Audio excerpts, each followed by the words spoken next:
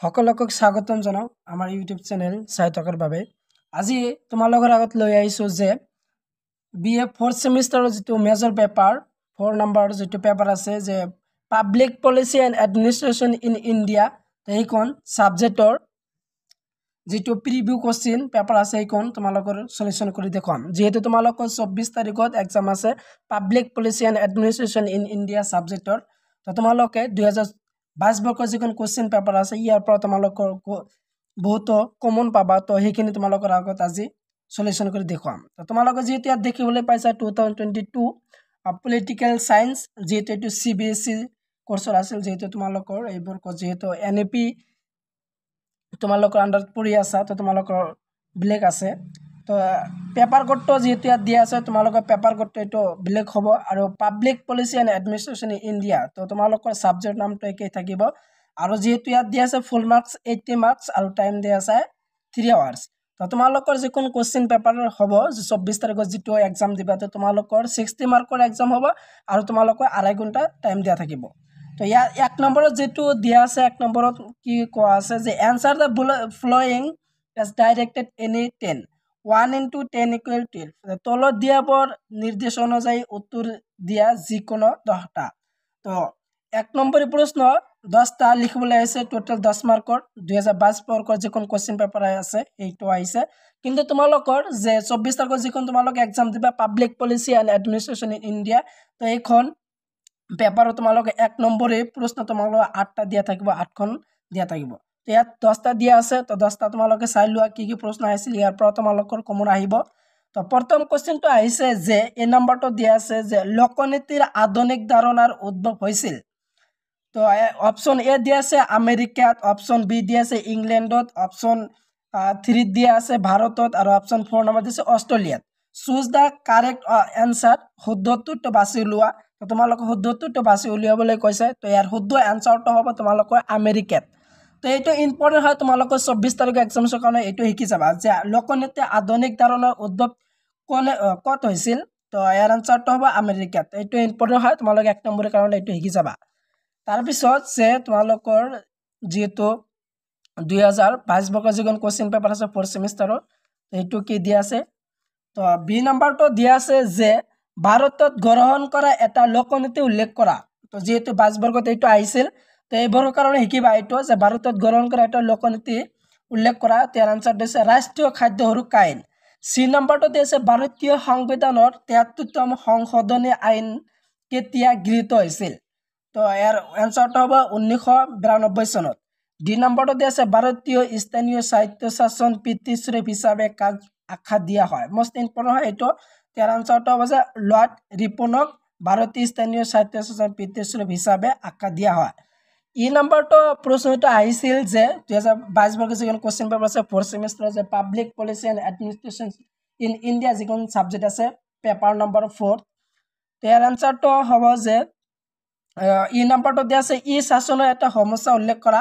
ইয়াৰ এনসাৰটো দিয়া আছে তথ্য সুৰক্ষাৰ অভাৱ। তো তথ্য সুৰক্ষাৰ অভাৱ ই শাসনৰ এটা সমস্যা। এফ নম্বৰটো আহিছিল যে অভিযোগ নিৰাময়কাৰী ব্যৱস্থা হিচাপে ৱাটমাৰ্চেনৰ ঘোষণা কৰা দেশখনৰ নাম কি? ছুইডেন। তো এইটো ইম্পৰ্টেণ্ট হয়, এইটো তোমালোকে শিকিবা এই বৰ্ষৰ যেহেতু 24 তাৰিখত এক্সাম আছে 2025-ৰ। তাৰপিছত দিয়া আছে জি নম্বৰটো আহিছিল যে ভাৰতীয় সংসদত লোকপাল বিধেয়ক প্ৰথমে উত্থাপন হৈছিল। তো প্ৰথম অপশ্যনটো দিয়া আছে 1971 চনত। তাৰপিছত দ্বিতীয় নম্বৰ অপশ্যন দিয়া আছে 1967 চনত, তাৰপিছত 1968 চনত আৰু 1981 চনত। আৰু শুদ্ধ অপশ্যনটো হ'ল যে চুজ দ্য কাৰেক্ট এনসাৰ। তো শুদ্ধ অপশ্যনটো হ'ব তোমালোকৰ 3 যে 1968 চনত। এইচ নম্বৰটো কি দিয়া আছে, এইচ নম্বৰটো আহিছে যে দায়বদ্ধতা সুপ্ৰশাসনৰ এক প্ৰয়োজনীয়তা পূৰ্বশৰ্ত। ইয়াৰ কোশ্চিনটো আহিছে সত্য নে অসত্য লিখে। তো এনসাৰটো হ'ব সত্য। আইটো দিয়া আছে যেটো দিয়া আছে যে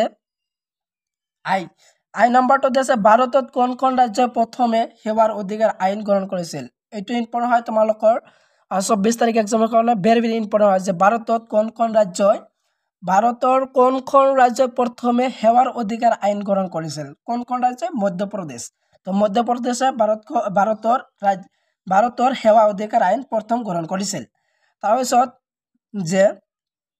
যে নাম্বাৰটো দিয়া আছে যে সম্পূৰ্ণৰূপে লিখে PDS সম্পূৰ্ণৰূপে লিখে যেহেতু ইয়াত এছএমএছত দিয়া আছে জন বিতৰণ ব্যৱস্থা কেই নাম্বাৰটো দিয়া আছে কোন দেশে নাগৰিক চনত পৰিৱৰ্তন কৰিছিল ইংলেণ্ডত তাৰপিছত দিয়া আছে যে কোন চনত ভাৰতত তথ্য জনাৰ অধিকাৰ আইন গৃহীত হৈছিল মোষ্ট ইম্পৰ্টেণ্ট হয় তো এই প্ৰশ্ন তোমালোকে শিকি যাবা গুৰুত্বপূৰ্ণ হয় 2005 চনত ভাৰত তথ্য জনাৰ অধিকাৰ আইন গৃহীত হৈছিল ইয়াৰ পিছত দিয়া আছে যে 1 নম্বৰ প্ৰশ্ন আৰু আছে যে 2022 বৰ্ষৰ যেখন কোশ্চেন পেপাৰ আছে এইখন আজি যেহেতু সলিউশন কৰি দিয়া আছো এম নম্বৰটো দিছে চৰকাৰে যি কৰিবলৈ বিচাৰে বা নিৰ্বিচাৰে সেয়া লোকনীতি কোনে কৈছিল থমাস ডাই কৈছিল এন নম্বৰটো দিছে গাঁও পঞ্চায়তৰ এটা কাৰ্য উল্লেখ কৰা তাৰ আনসাৰটো হ'ল যে স্থানীয় উন্নয়নমূলক কাম কাজ সম্পাদন কৰা ও নম্বৰটো দিছে right the full form of MGN Rekha MGN ৰেখাৰ সম্পূৰ্ণ ৰূপটো লিখা মোস্ট ইম্পৰ্টেন্ট হয় 2025 বৰ্ষৰ যেহেতু 24 তাৰিখে তোমালোকৰ এক্সাম আছে এইটো ইম্পৰ্টেন্ট হয় যে Mahatma Gandhi employment guarantee act তো এইটো ইম্পৰ্টেন্ট হয় এইটো তোমালোক কি যাবা MGN ৰেখাৰ ফুল ফৰ্ম কি তাৰপিছত যে 2 নম্বৰ প্ৰশ্ন দিয়া আছে answer the following any short any 5 তো তলত দিয়া প্ৰশ্ন উত্তৰ দিয়া যিকোনো 5টা তো 2 নম্বৰ প্ৰশ্ন 5টা লিখিবলৈ আছে টোটাল 10 মাৰ্কৰ আইছিল 2022 বৰ্ষৰ কিন্তু তোমালোকৰ এটা থাকিব 2 * 6 = 12 তো তোমালোকৰ 2 মাৰ্কৰ 6টা লিখিবলৈ আহিব যেহেতু ইয়াত 5টা আছে তো তোমালোকৰ কিন্তু 6টা থাকিব তো প্ৰশ্নটো চোৱা তো এ নম্বৰটো যে লোকনীতি প্ৰস্তুতকৰণত অংশগ্ৰহণ কৰা দুটা অনুষ্ঠানৰ নাম লিখা উল্লেখ কৰা মোস্ট ইম্পৰ্টেন্ট এটো কিবা এইবিলাকো শিকি লোৱা তো কোনবিলাক কোশ্চেন দিয়া আছে 2 নম্বৰ প্ৰশ্ন কোনখিনি আহিছিল কোশ্চেন বিলাক তোমালোকে চাবা তো এই আনসাৰটো তোমালোকে চাইলো আনসাৰটো দি আছো এৰ আনসাৰটো চোৱা